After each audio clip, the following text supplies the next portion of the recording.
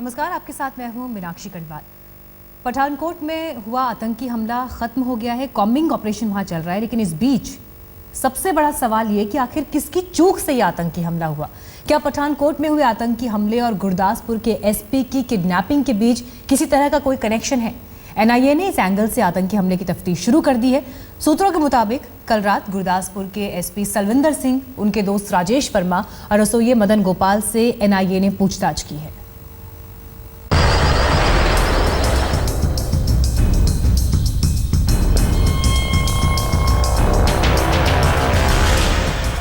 पठानकोट के air force base पर हमला करने वाले सभी 6 आतंकी ढेर हो चुके हैं। 1-2 दिन बाद वहां सब कुछ पहले जैसा हो जाएगा, लेकिन बड़ी तबाही को टालने के बाद सुरक्षा एजेंसियों को ये सवाल परेशान कर रहा है कि आखिर पुख्ता खुफिया जानकारी और कड़ी सुरक्षा के बावजूद कैसे घुस गए आतंकवादी।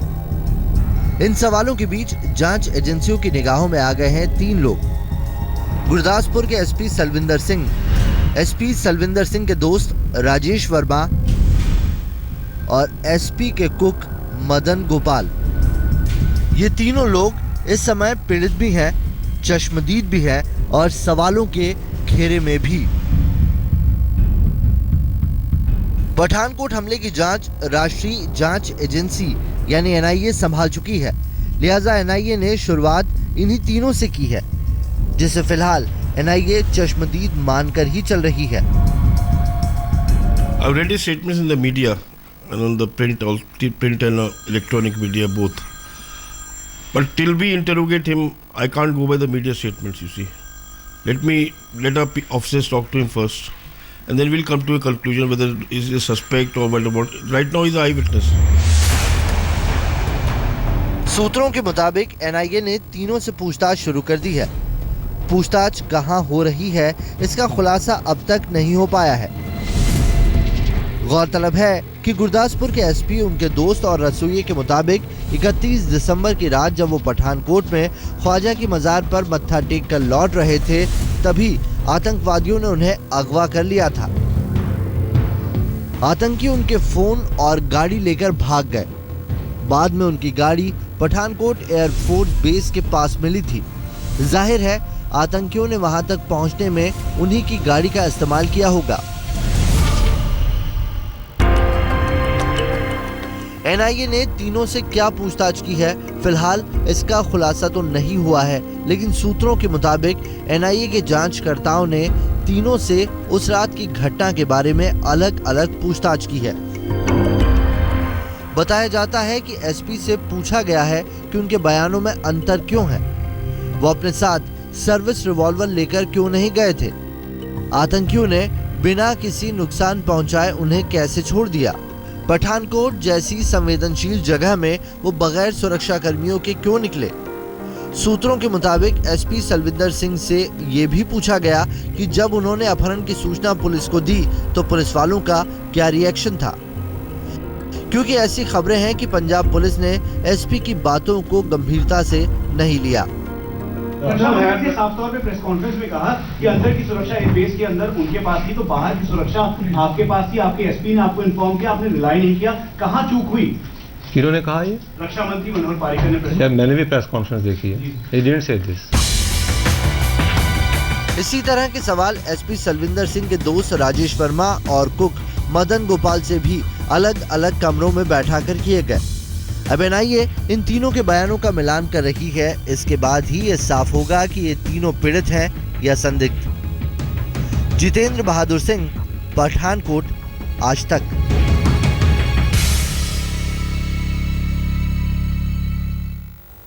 दरअसल किडनैपिंग के बाद गुरदासपुर के एसपी, उनके दोस्त और खानसामे ने मीडिया में जो कुछ कहा उससे कई विरोधाभास हैं। यहां तक कि कितने आतंकी थे, इसे लेकर अलग अलग बयानों से वो शक के दायरे में आ गए हैं। गुरदासपुर के एसपी सलविंदर सिंह, उनके दोस्त राजेश वर्मा और कुक मदन गोपाल।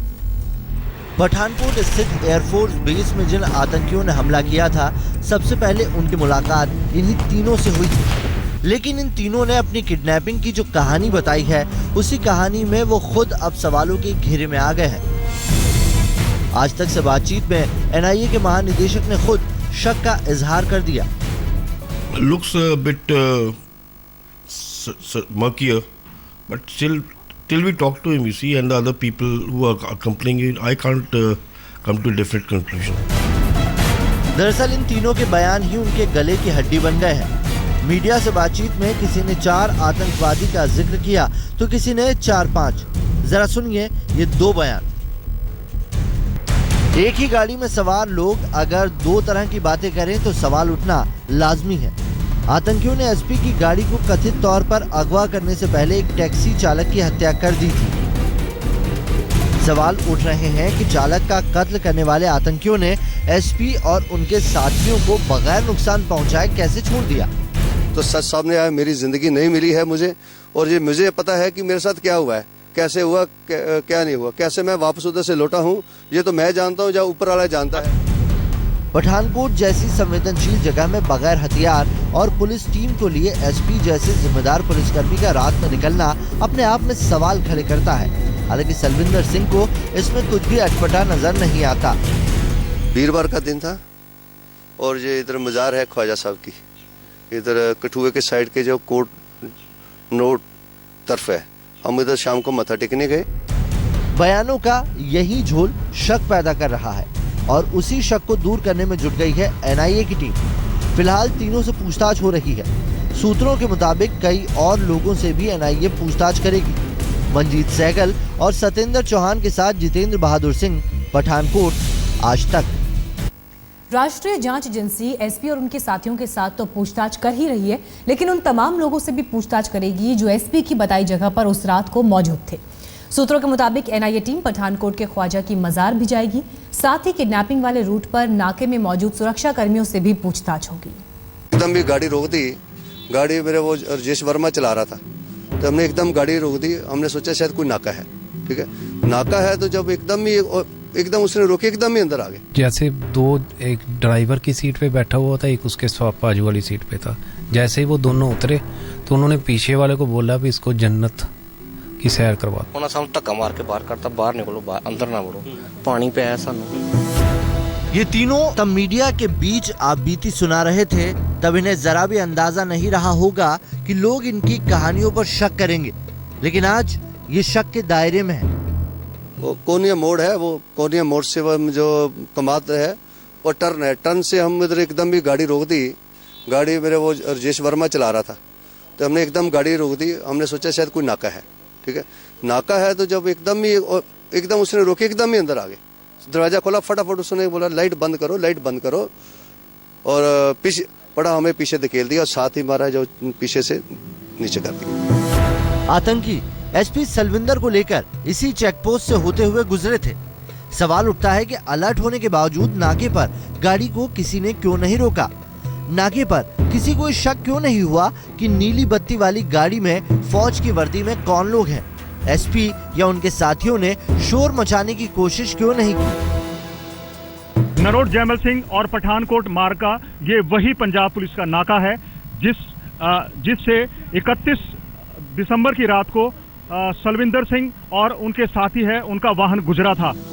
पंजाब पुलिस का नाका पार करने के बाद आतंकी पहले एसपी सलविंदर को गाड़ी से गिरा देते हैं और उनके दोस्त और रसोइये को लेकर आगे बढ़ जाते हैं। आगे उन दोनों को भी छोड़ दिया जाता है। इस कहानी पर कितना भरोसा किया जाए?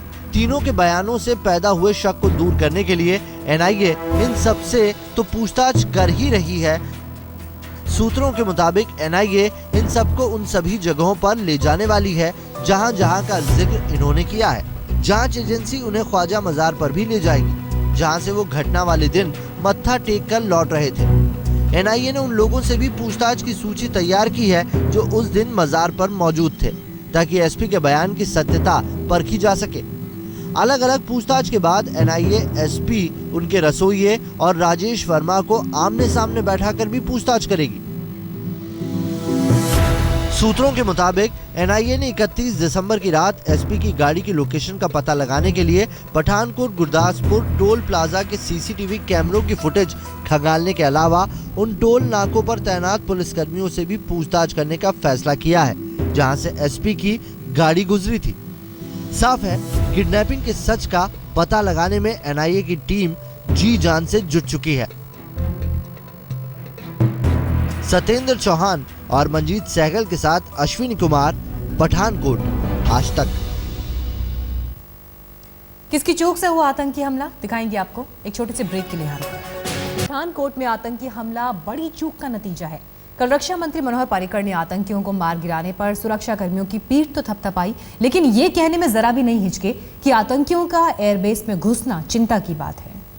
I was still worried about how they have managed to come inside. I can only tell you, let me 1 minute. थोड़ा चीजें इन्वेस्टिगेशन के ऊपर छोड़ दीजिए, उनको इन्वेस्टिगेशन करने दो। उन्होंने they have tracked down the methodology.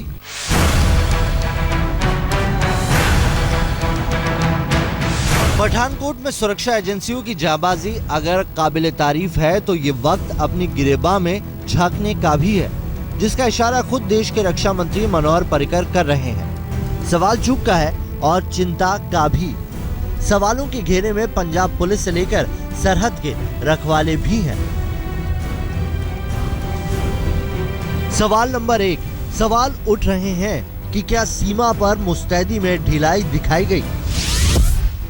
सवाल नंबर 2, क्या खुफिया सूचना के बाद भी सुरक्षा एजेंसियां सतर्क नहीं थी?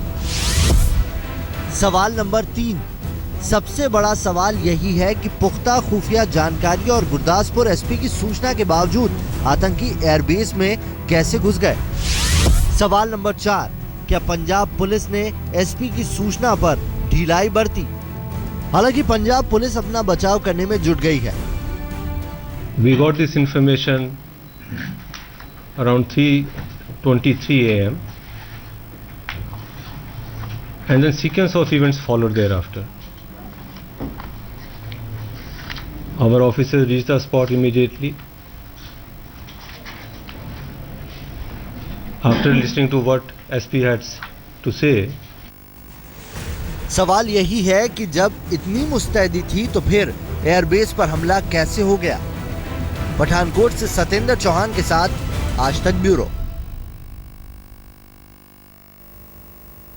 यहाँ हम रुक रहे हैं एक ब्रेक के लिए, लेकिन देश और दुनिया की तमाम खबरें आगे भी जारी रहेंगी। आप देखते रहिए आज तक। और सीधे चलते हैं आपको शहीद कैप्टन निरंजन कुमार के अंतिम संस्कार में, उनके अंतिम विदाई में लेफ्टिनेंट कर्नल निरंजन कुमार